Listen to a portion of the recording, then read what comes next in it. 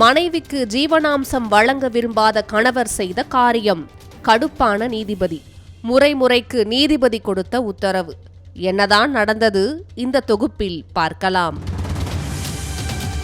கோவை வடவள்ளி பகுதியை சேர்ந்த தம்பதியர் கடந்த வருடம் குடும்ப பிரச்சினை காரணமாக விவாகரத்து கோரி கோவை கூடுதல் குடும்ப நீதிமன்றத்தில் வழக்கு தாக்கல் செய்திருந்தனர். இந்த வழக்கு விசாரணை நடந்து வரும் நிலையில் கணவரிடம் இடைக்கால ஜீவனாம்சம் வழங்க கோரி அதே நீதிமன்றத்தில் மனைவி மனு தாக்கல் செய்துள்ளார். இந்த மனுவை விசாரித்த நீதிமன்றம் 2 லட்சம் ரூபாய் இடைக்கால ஜீவனாம்சம் வழங்க உத்தரவிட்டிருந்தது. இதில் முதல் கட்டமாக 80,000 ரூபாய் பணத்தை நீதிமன்றத்தில் செலுத்துவதற்காக கணவர் நேற்று கோவை நீதிமன்றம் வந்துள்ளார். மனைவி மீது மிகுந்த கோபம் இருந்ததாலும் ஜீவனாம்சம் தர விருப்பமில்லாமல் இருந்ததாலும் அந்த கணவர் விபரீத முடிவு ஒன்றை எடுத்தார்.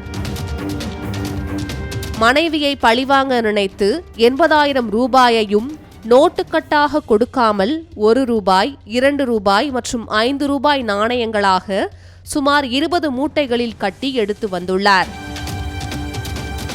நீதிமன்றத்திற்கு சாக்கு பையுடன் வந்த நபரை நீதிமன்றத்தில் இருந்த வழக்கறிஞர்கள் மற்றும் நீதிமன்ற ஊழியர்கள் சற்று வினோதமாகவே பார்த்தனர். மூட்டைகளில் கொண்டு வந்த 80,000 ரூபாய் மதிப்பிலான நாணயங்களையும் நீதிபதி கஜரா RGG முன்னிலையில் வழங்கினார். நாணய மூட்டைகளை பார்த்த நீதிபதி கடுப்பானார். பின்னர் நாணயங்களை கையோடு கொண்டு சென்று நோட்டாக மாற்றி வர வேண்டும் என்று அதிரடியாக கூறியுள்ளார்.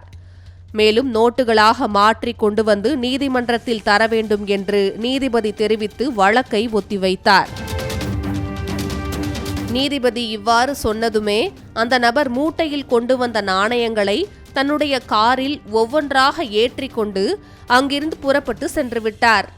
பிறகு 500 ரூபாய் நோட்டுகளாக மாற்றி வந்து 80,000 ரூபாயையும் நீதிமன்றத்தில் கட்டிவிட்டு தனது வீட்டிற்கு புறப்பட்டு சென்றார். மனைவியை பழிவாங்க நினைத்து நீதிபதியிடம் வாங்கி கட்டி கொண்ட கணவரால் கோவை நீதிமன்றத்தில் சலசலப்பு ஏற்பட்டது.